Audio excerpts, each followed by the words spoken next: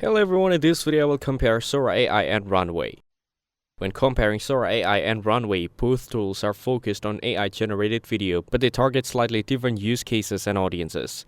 Sora AI, developed by OpenAI, is designed to generate highly realistic videos from text prompts.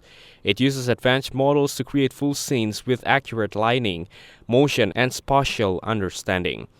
Sora is particularly impressive for cinematic storytelling and visual fidelity, ideal for filmmakers, creatives, or marketers who want stunning visuals with just a line of text. However, as of now, Sora is not publicly available and is mostly in a demo or research phase with limited access. Runway, on the other hand, is a fully available and powerful AI video editing suite. It offers text-to-video, video editing, in-painting, green screen removal, and motion tracking.